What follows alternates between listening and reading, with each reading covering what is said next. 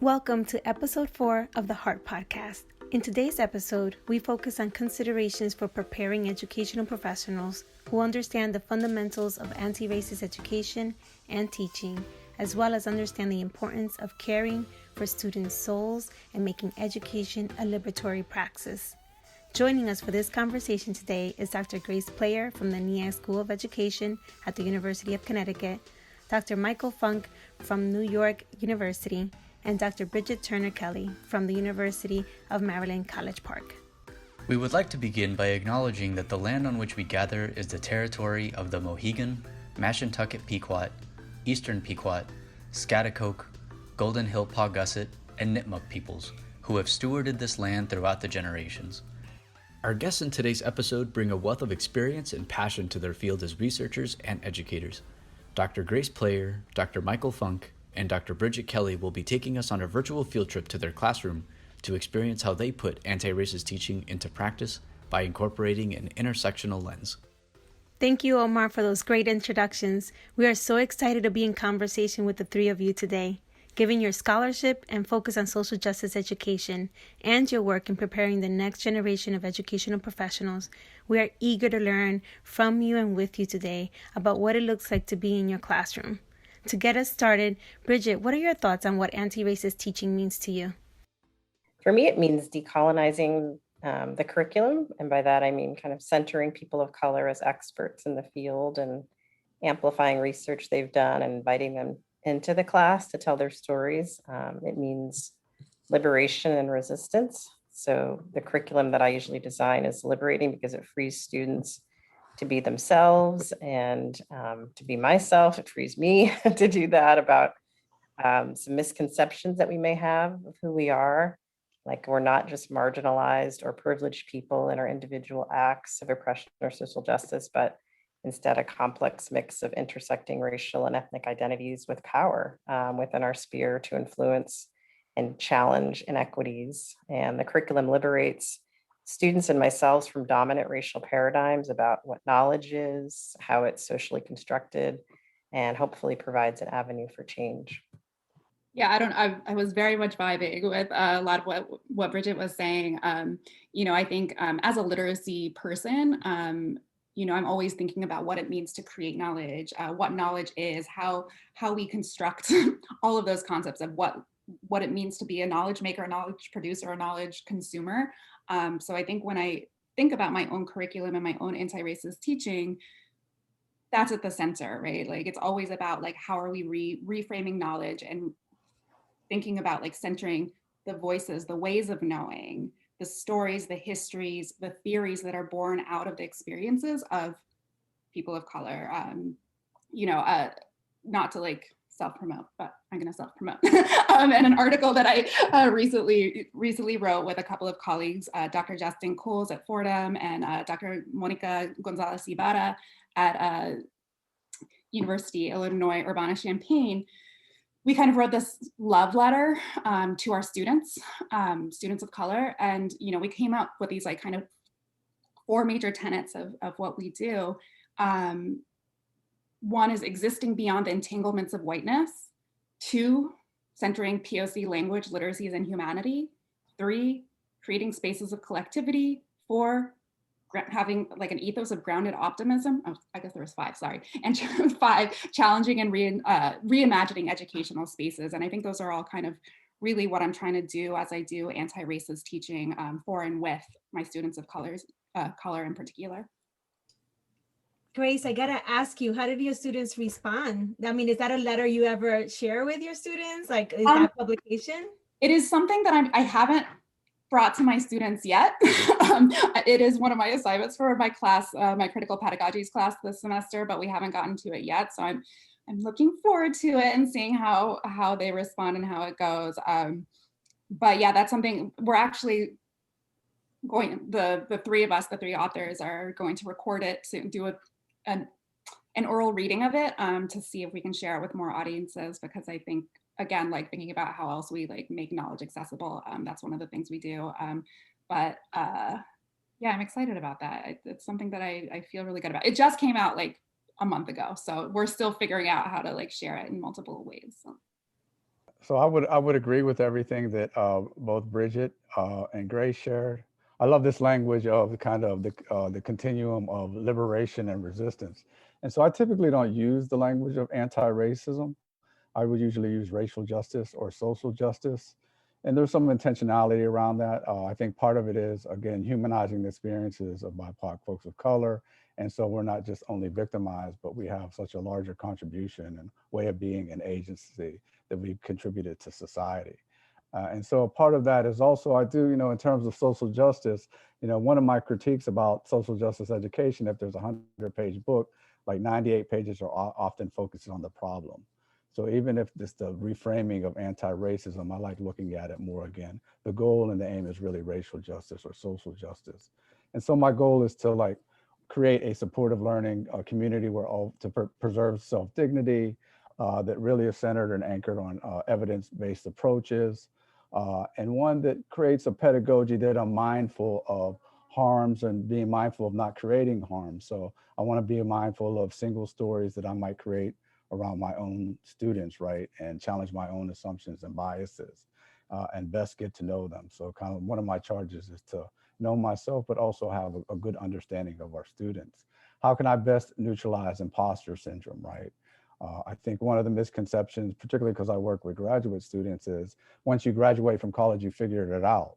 I'm first generation, and that's carried with me all the way to my professional degree, to my professional identity as a professor, right? So even after undergrad, I became a first generation graduate student, right? And a number of my students really have to negotiate imposter syndrome, right? So how am I able to create a container where they're able to be their full selves and where they don't have to be the spokesperson for their race? Just also being mindful of the cognitive frameworks that I use. So how am I taking approaches that are more deficit-based models instead of looking really at strength-based models or really equity-minded approaches to the work, right? And so how do I do this in an authentic way that creates lifelong learning in this process, right? And so a lot of it is also using myself in the work and telling my own stories and being vulnerable to be able to create a space for students of color to be able to do so and white students to have an investment in the work as well. And sometimes if I center myself in a way that shares my stories, it will mitigate or them feeling that they may force to be telling their own stories or putting them out there that they have to re-traumatize themselves at their own expense for the learning of their peers often. Wow, Mike. Yes, yes, yes to so much of what you shared. But particularly, I want to uplift a couple comments that you made.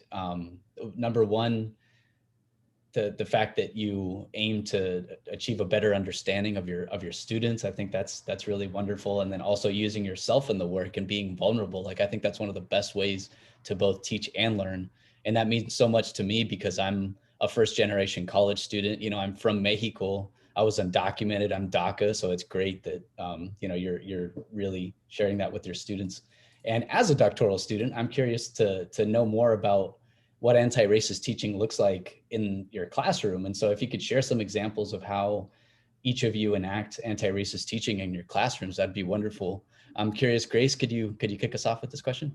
Yeah, I think something that Mike said that really resonated with me and it's I hope true about my own teaching as well is, the centering of stories and the centering of my own story, while also simultaneously making sure no one's feeling tokenized, no one's feeling put on the spot. Re-traumatized was a word that I think that Mike used that I think can often happen in these spaces where we have white students as well as BIPOC students, so thinking about sorry, I'm going to go on a little tangent, but I'll get back to it. But like thinking about even like being very strategic in the way that I, group students, like if it is a moment where I feel like there is danger of that re-traumatization potentially to happen, like if there's something that's story-based or like let's reflect on this or let's reflect on this concept that maybe white students might have less familiarity with or have dangerous thoughts around, how do I group my students? How do I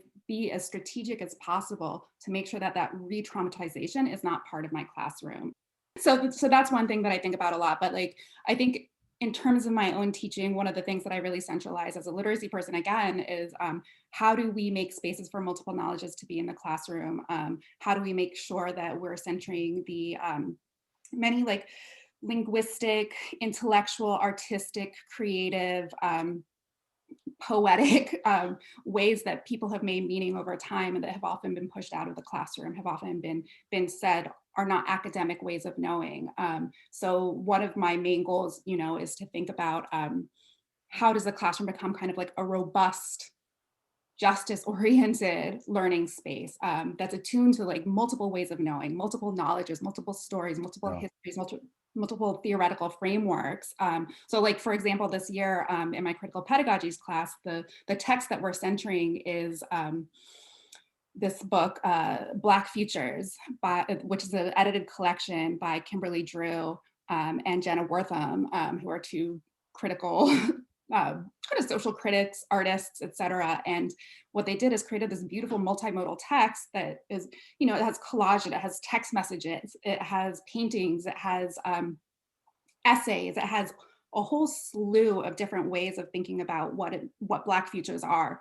And that book has been so powerful in the classroom, both as a model of what multimodal critical resistance looks like, critical reimagining of the world looks like, futurity looks like, in a way that, even one of my students, a young woman, she was like, this has been so powerful. She's like, I have never encountered a book like this. And every day after I do my reading from it, I go and share it with my family. And then we go into the text and we start looking up all these different authors and creators who are in the book. And so I feel like blurring the boundaries purposefully in the classroom, where it becomes a space where people's home knowledges, Milagros, before we started recording, even we're talking about the kitchen table, like how do we make the classroom a kitchen table? I love this idea of the kitchen table. It reminds me of something my colleague Danielle DeRosa and I have done in our intergroup dialogue course, where we turn one of our class sessions into a kitchen table, literally.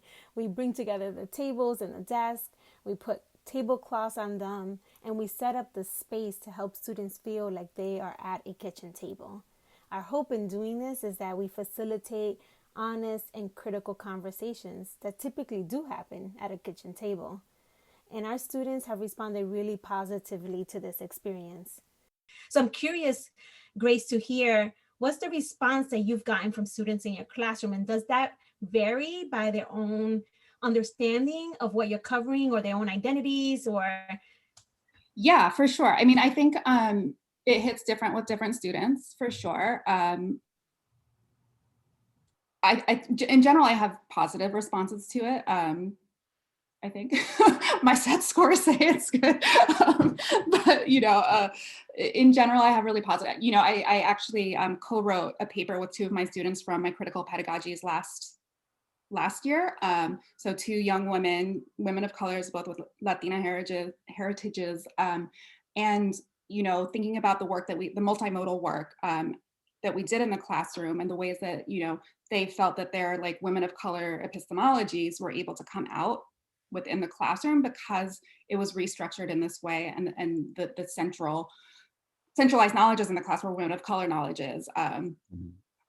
So one of the girls, young women's projects that she did was actually, it was a kitchen table. She did this whole thing, a little video where she's like centering on her family's kitchen table. She's Mexican American, and she talks about, like the table is a place where we learn, because it was not only a place where we did homework, but also where we had pláticas, where we shared chismes, like all of this stuff happened at the kitchen table, and those are all forms of learning. And like she loved it. I mean, she had a very positive reaction to the class. I love this idea that that's a source of knowledge that students can actually relate to and think about their own kitchen tables and say, yeah, there's so much learning happening at home in that type of space. Why don't we recreate that in the classroom for students? Mike or Bridget, I'm curious what you're thinking about this whole, we went to the kitchen table. Yeah. What do you think? I mean, I appreciate the question, Omar. So typically in terms of setting a tone for racial justice, I walk into my class, I put my fist up in the air, and then I kneel. No, I'm just being facetious. I don't do that. But one of the things I do is I start to develop trust. I think the major component of this work is creating a democratic process in the classroom. So I do try to mitigate hierarchies as much as possible, and particularly of the process of how we're engaging dialogue and conversations around the class. While it's true I'm committed to the content and less flexible, I still create platforms and mechanisms where students can now via Zoom chatting on link or create additional resources that I'll look through and also put in a resource list that we can build resources around racial justice. So in every class, and this could be a class that doesn't focus on racial justice at all, I co-construct community agreements, right? So how are we, where it's, I think, impossible to create a safe space, I think it is absolutely aspirational important to create a supportive space of one another where we can hold each other accountable. And this is not holding someone accountable, but literally, how are we able to hold each other accountable in the process? And I also do a student assessment sheet. So speaking of the kitchen table, what's underneath the kitchen table? Like we have students who are in the classroom who are caretakers, may have broken up with someone or dealing with issues related to COVID or affordability issues, right? So if they can disclose those things as well, to me, I think it's a way for me, again, to meet their needs individually, right? And I think those are important things. And also kind of what are your best ways of learning? Is it more, are you more cerebral? Do you like more experiential learning? And so if I'm able to meet their needs, I think there's going to be more of an opening for them to listen. And I know I had talked about it stakes, and I think part of what's really difficult about racial justice, particularly if you're from historically minoritized groups, a lot of the emotive aspects of what happens in the classroom is frustration, anger, feeling misunderstood, loneliness, or alienated, right? And then if you're coming from historically privileged or advantaged groups, it's often guilt, embarrassment, shame, right? And there's a lot of emotional stakes at risk, right? And that's what gets in the way often engaging these conversations. And it also, unfortunately, I think that anger uh, is warranted, right? It's righteous anger. And I think we know empirically that, there's a physiological long-term toll to hold on to that anger. You know, we got to find ways to channel it. And we also understand, guilt is a very human place to start when you learn about the inequalities in our society, right? And oftentimes students distort their sense of social justice. Um, but we also know if you're overcome with guilt, it immobilizes your ability to act or takes actions. So those are a number of kind of the things I take in mind. And just to Bridget's point about decolonizing the classroom, I'll oftentimes will do land acknowledgement. Sometimes I don't always do it at the very beginning. Sometimes I'll incorporate it later in the curriculum. Honestly, sometimes it feels performative to do it every time, and I feel like it loses gravity if I do it each time, every time for every class. But I find more creative ways to bring that conversation in more organically into the curriculum. I try to really be mindful of the black-white binary. So I just wanted to, there was a powerful article I recently was hip to around Asian Americans feeling gaslighted around this kind of discourse around BIPOC, right? And the struggles then, in some ways, the invisibility of the racism or xenophobia that Asian Americans often have to overcome, right? And so where's room in this conversation for our Latinx students? How is ethno-religious oppression and how are Muslims often racialized in the US? And so I think these conversations are contextually, and context does matter, is really contingent on the class I'm teaching. So in diversity, this whole like centralizing knowledge of folks of color, particularly women of color, 3/4 of the authors are folks of color, right? Um, if I'm teaching someone from someone else's syllabus, I've taught foundations, college student learning and development. Foundations is more historical background. I have to dig a little bit deeper, right, to find those voices and authors. I remember finding James Wilder has a book called Ebony and Ivy, which is kind of just before Georgetown and Princeton, and now there's these consortiums around reparations where folks are looking at institutions at their accountability of kind of slave owning and how to kind of to create reconciliation and restitution around that. So a little bit harder, right? So, but I'm mindful of how to pull in those resources. College student learning and development, working with colleagues, asking questions. Delmi Lindoff, for instance, she had taught the class previously how do you counter many of these kind of European canon when we talk about student development? And learning about authors like now more recent Laurie Patton and Elisa Abe's, right? And how there's more critical race theory and more critical approaches to student development, right? So it takes a lot more work to do so, but I think there's a lot of payoff to it as well, because we're expanding students' repertoire in terms of really contesting these foundational frameworks, particularly as it relates to student affairs and higher education. And if I can't do it through the curriculum, then I'll have intentional guest speakers. I remember teaching a class around leadership in higher education.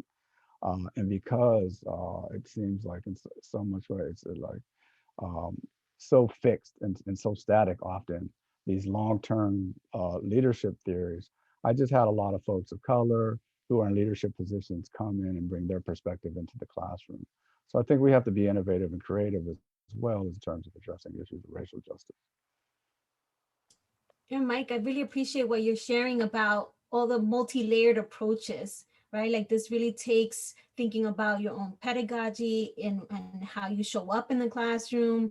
It requires attention to the curriculum you're building and what are you including, who are you including, what modalities, are you including, and then guest speakers, like all the ways in which the environment, the whole context of the classroom really can be informed. I really appreciate that.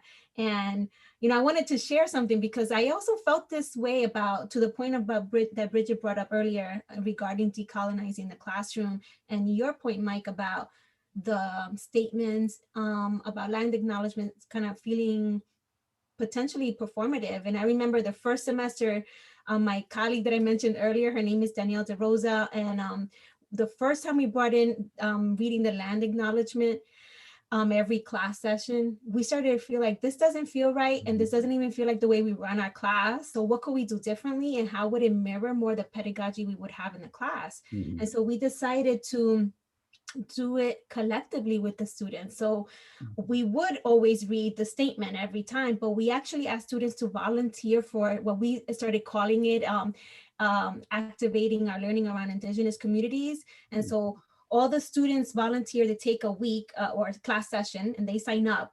And then what they take on is usually is one of the Indigenous communities that's named in the land acknowledgement. They volunteer that this week they're going to, let's say, they're going to take on learning a little bit extra about the Mohegan peoples, and they bring it to class and they share it. They do they get 15-20 minutes to share and activate our learning around Indigenous communities. And then we read the land acknowledgement, and then we just keep passing it forward. But it's been awesome. Bridget, I'm turning it to you because you got us inspired in this, trajectory of the conversation around decolonizing the classroom. But I'm curious to Omar's question. What does it look like in your classroom? Yeah, thanks so much. I'm learning already from all of you. So this is wonderful.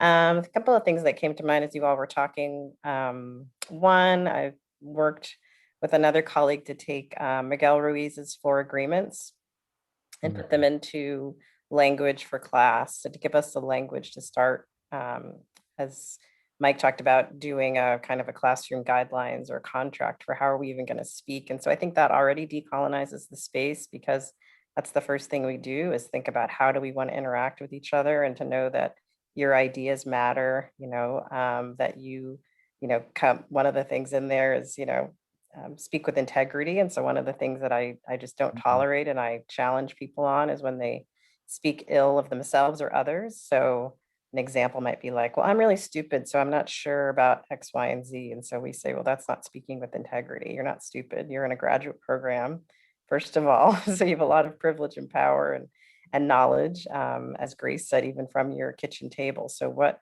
could you say instead? I'm curious about this. I haven't read as much about this. I'd like to learn more about that. So the 4 agreements really are something that ground us as we go through the class. And then another thing I always invite students is that their learning is paramount and their knowledge is paramount in the class. So I think that's another way to decolonize, instead of me having all of the answers. And I got a lot of this from Bell Hooks and Teaching to Transgress, which was one of the best books I've read in terms of my teaching career. And so thinking about how are you showing up and showing us your knowledge, and not just coming to hear whatever professor has to say, and kind of, the whole banking model. And so instead, they're really challenged by that, because then that puts their knowledge, their identities, their intersectionality as part of our curriculum, as part of our content. And so I show them that students really make up the class. And I start by using Brian Arau and Christy Clemens, which were two of my first students when I taught cultural pluralism back at the University of Vermont.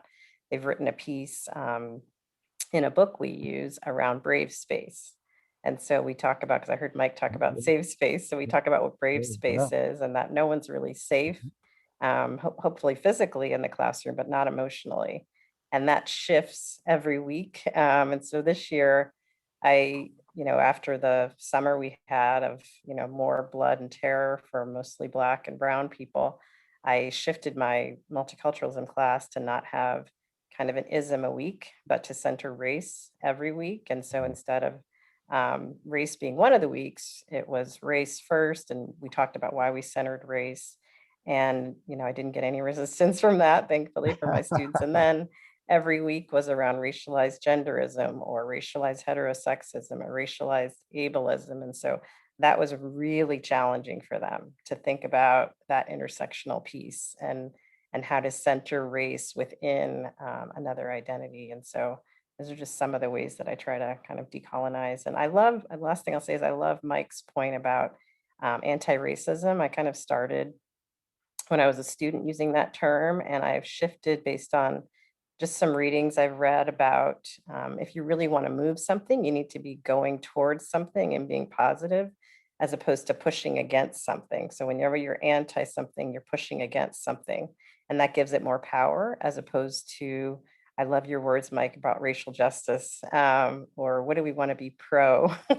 What are we advocating for? And so I try to talk about being equity minded and what kind of vision do we want to have in terms of race, as opposed to just feeling like there's this system that we're constantly pushing against. I really love that, because that's something that this fall I incorporated even more in my class, and it was, to me, the best teaching experience because it felt more holistic and humanistic, where we talked about issues and structures.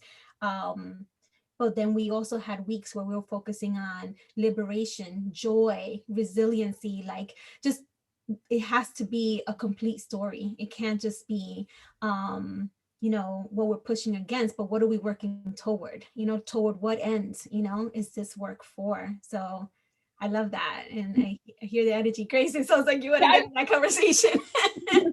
No, that's, it's just something that I think I've been thinking so much about lately. Using this Black Futures book has been a big part of that. But I think the choice to use that book was also grounded in some of this thinking that I've been doing really around, this idea of grounded optimism and what that means for me and, some of the folks that I wrote with to think about this. And, one of the things, I think these were Dr. Coles's words specifically within the article, but, defining grounded optimism as this idea that we tenaciously fight to materialize powerful visions of freedom, relishing in the delights of true justice we construct, while remaining keenly aware of the logics and structures of injustice that seek to stifle such liberatory praxis. And I think that it's that, what Milagros was saying about understanding and being real about the structures that exist, but also, and maybe more importantly, grounding ourselves in the joyful, liberatory practices that we've always done. So it's one of the things is interesting, because when we thinking about an acronym for the podcast, because it's just easier for people to remember, I love that when it came together, it spelled heart. And so the logo for the podcast became Heart, because I realized it is about anti-racist teaching, but it's toward love. It's for love, about love, with love, and for love. So it takes heart to pull this work off, and that's at the center of the work.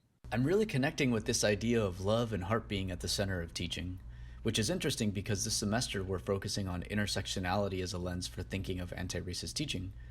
And I'm curious, can each of you speak to how intersectionality informs your teaching, and what do you think is the impact of this teaching approach for professional preparation of future educators and educational practitioners? Mike, can you kick us off with this question? I mean, I think the sisters, the founding sisters, founding mothers of the Black Lives Matter movement did an exceptional job. And it's just not necessarily a racial justice movement, and it is an intersectional movement because Black folk just aren't just Black. You know, I have a gender identity, I have a sexuality, I have a class, I have a faith and spirituality, right? And so working with Smith College School of Social Work, they have an anti-racist mission, right? And I thought, like, in theory is great, but in practice, if as a student affairs practitioner and higher educator, if we're talking about meeting our students where they are holistically, I cannot just see them in a vacuum based on a particular identity. So, there's a lot at stake in terms of having, as Barbara loved, one of my sheroes and woman tours from the social justice ed program, developing a liberatory consciousness. So my students as practitioners need to have an awareness of what the issues are. But you can't have an intersectional analysis if you only know how white supremacy and racism operates. You have to understand patriarchy. You have to understand meritocracy. You have to understand heteronormativity, right? So you have to have an awareness that the issues exist. And then you have to have a deepening of your analysis. So you have to name and notice these things, interrupt, have the competence and skills to intervene. And then it's just kind of like intellectual stimulation or kind of just narcissism if none of what we learn does not translate into action, pragmatic action, right? How can we transform systems of education? How can we support students' dignity? How can we create more equitable systems within education? And this is the thing about teaching to transgress, as Bell Hooks says, it's the practice of freedom. And that's why I buy into higher education. I found my full self within the walls of the parameters of a college campus, right? So liberation is absolutely available. One of the few institutions in the US, I think liberation is available, even though it still reinforces social reproduction, it reinforces inequalities. And then finally, kind of the importance of like this alliance building or allyship, right? So how are we advocating for causes, students who are most vulnerable, students that don't just like look like ourselves, students that might even have different political ideologies or religious ideologies than we do, right? How are we honest with ourselves and keep integrity around that, in terms of the work as a student affairs practitioner and higher ed educator is developmental, right? And so how do we really support students in becoming their full selves and reaching their full potential? I work at Steinhardt, and so the moniker is School of Culture, Education, and Human Development. And those are three things I can really buy into, right? And I want to embody those things. And so I think it really is our responsibility as educators to carry forward not only racial justice, but incorporating intersectional analytical lens when we do so. Thank you, Mike. We definitely have to connect and share because it sounds like we've been reading the same people and coming to some of the same conclusions about the ways that we want to teach. Just in response to your question, Omar, last night we had a session with our admitted students at the University of Maryland in our program, and this one student just really captivated me, and I hope the students that are hopefully going to come to us. But she shared that the teaching that we do, which is largely pro justice and equity, particularly around race, but also around all the other intersections that Mike was just talking about, was that the faculty have invited, and we have all women faculty of color and student affairs at the University of Maryland, that we've invited her into a conversation with faculty about how to solve current and future inequities. So she said, equity-minded faculty in our program instilled in her that she can't keep what she learned, what she already knew before she came, and what she's been learning. She needs to blog about it, post. I'm so impressed with you all doing this podcast, even though, neither of you said, Omar, have necessarily expertise in this area, but you do it anyway because it needs to get out there. You publish, you present ideas because there really is the onus to change and transform our current very inequitable system. So my hope is that through the kind of teaching we do, that we see more anti-racist educators, more socially justice practitioners working in and around higher education, whether or not they stay in our field or not. They're usually working and educating people even outside of campuses. We see people recruiting from a decolonized lens, and reimagining who can be student affairs practitioners, who can be faculty, who can be presidents, who can be board of trustee members, implementing kind of pro-Black, Indigenous, people of color policies and programs, spreading, as Milagros was talking about, Black joy into the curriculum, advocating for Latinx and Asian American students, staff, and faculty. Some of my colleagues at the University of Maryland have been doing this amazing research, unfortunately, needs to be done on the backlash that a lot of our Asian American students are experiencing, both in K through 12 and in higher ed, because somehow they're responsible for their global pandemic.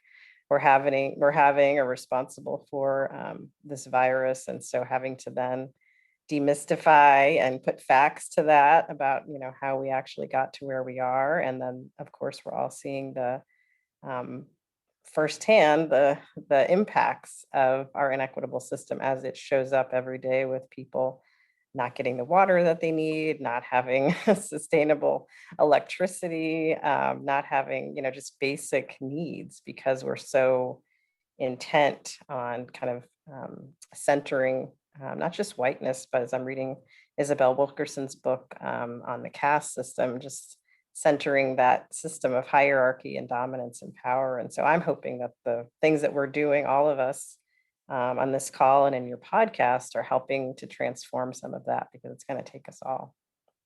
Yeah, thank you, both of you, all of you. I think just thinking about the impact of this work on students, I think it's on multiple levels. You know, most of the students who I work with are people who will be elementary school teachers. I also work with some high school and middle school teachers, but most of them are going to be elementary school teachers in the majority of classes I teach. And thinking about that idea of like decolonized recruiting, but then also what do we do once we recruit students? You know, and then we have students in this place that's potentially harmful for them, that hasn't dealt with its own stuff. And so now we have students of color in a potentially harmful environment. So, you know, I think one of the things that I always am really trying to do in my work is make sure that I'm doing everything I can, whether it's in my classroom or, you know, in the school in general, of transforming these spaces and making sure that, you know, you're not just being recruited, but you're being loved once you get here, you know, and I'm going to show up as my full self for you and be there with you and learn from you constantly. Like both Mike and Bridget, you've talked so beautifully about the ways that you learn from your students. And that is always my goal. It's always to listen and learn and make my own practice better. And it's something I'm continually like reflexively doing, you know, or attempting to do. And I'm far from perfect, but, you know, trying really hard. And that matters. So I think that's one level, is just even creating a space where future teachers of color, because we know we need K to 12 teachers of color like nobody's business, right? It's still 80% white female teachers. That needs to change. So if there's anything I can do to help not just decolonizing recruiting, but decolonizing the space and the classroom so that they stay and are healthy and loved and strong through the program, and feel that their knowledges and their teaching styles and their teaching traditions and learning traditions are centered. That's what I'm trying to do. Hopefully through that process, then they're able to go into these K to 12 classrooms and really think about, like, how do we then decolonize these spaces that are, you know, are rooted in, you know, white supremacist, masculinist ideologies, you know, and think about, like, what is our role here? How do we keep ourselves safe while also keeping our students safe? And, you know, talking to some of my former students who are now in their first years teaching, you know, I think that first of all, they know they can still come to me and ask me questions, and, you know, we can process things and we can cry and we can do all that stuff, you know, which I think is really important, because you need to cry with people during your first years of teaching. But also, you know, that they are doing this beautiful, incredible, loving work of, and I'm not taking credit for this at all, you know, because it's just them. But I think in some ways, maybe they were given permission to, do the stuff that they knew was in them and that they've done with their families and they've done in their communities. And, you know, something that we've talked about a lot is like, how are we now going into the K-12 classroom and then, you know, loving our students, centering their stories, making sure identity is like day one, we're starting to talk about identity, you know, day one teaching is political. So what are we doing to show up for our babies in these loving and political and joyful and, you know, visionary ways. So I think, I hope, you know, I'm far from perfect, as I said, but, you know, those are the things that I strive to do is, yeah, just love all my students and make sure that they then carry that tradition of love to their students. I'd like to build on the wonderful words that Grace shared about her loving her students and ensuring that they are supported during their time in college and beyond. As a first-generation doctoral student, I owe so much to the incredible educators and mentors that have supported me throughout my educational journey. I've been fortunate to be surrounded by changemakers who not only love their students, but also set a positive example to others. It's thanks to them that I pushed myself to new heights and learned that change is possible. To all the mentors and educators listening, know that your valuable work does not go unnoticed. Countless students appreciate your efforts and know that you're helping train the teachers, mentors, and change agents of tomorrow. Thank you, Grace. I mean, I appreciate what I'm hearing across the three of you, is that the space you're creating within the higher education context, where you're developing educational practitioners that are going to go either to other higher education contexts or to other educational spaces like K through 12 classrooms, that while they are in higher ed, we have an opportunity to not just talk to them about what liberatory education can be, but to model it, to show it. And Mike, it's so sad that we don't have the recording itself posted and just the audio, but earlier you said holding them and you visually lifted your hands like a hug, to like an embrace. So you weren't saying like hold someone accountable, like pointing the finger, but holding, like embracing people for accountability. And to me, that's like just love and nurturing, you know? It's very connected to your acronym. I think the one thing you talked about, the heart, and I think this is the hard work because it's the heart work. Mm-hmm. And so when Grace talks about love, and so love and compassion, those are like taboo words in academia. And those are words that really need to be front and center and foreground the work that we do. Yeah, everybody's nodding their head right now. Yes, yes, yes. Love is the work. Thank you. So we're wrapping up, and I feel like we could have this kitchen conversation for quite a while. I've learned so much from all of you already. I feel like I have things to read, thanks to some of the things you're mentioning, and some I new ideas for approaching this work in the classroom. And I hope that it's been generative among you all as well. And I guess as we close out, I just wonder if you have any other like last word of advice that you would give to someone who is going to be trying this maybe for the first time, who's really committed to wanting to do this, their teaching differently, or maybe someone who's been in the trenches for a while and feels exhausted. Like, any thoughts or words of wisdom or love you want to share, express as we wrap up the conversation? Yeah, thank you both, all three of you, for mentioning love, because it was really difficult to teach in the fall, especially teach these issues of power and oppression and social justice, and in a space that was online, because I am a hugger. I am a person that is a face-to-face, communicator, and so I hadn't even met some of my students, physically, ever. Some of them still haven't come to Maryland yet. And so it was so hard to be doing that soul work, that heart work apart from them. But hopefully, they felt the love even over the internet.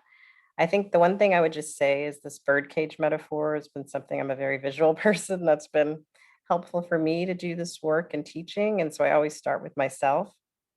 And I think bell hooks also gave me permission to, again, not be that expert and the soul, the sage on the stage. And so to start with myself and think about what my bird cage of identities are. And much like the structure of a bird cage, wires are, interconnected, and I'm holding my hands up and crossing them because it's not until you step back from the cage and see how every wire is really working with 3 or more wires to hold the bird in the cage that you see why the bird, can't come out and is locked. And our social identities are really constructed in a similar way, as we must take them not as singular, race, gender, class, sexuality, socioeconomic status, but rather how do I, Bridget, as a Black, cisgender, heterosexual woman from a middle class background, enact teaching that is justice and equity based.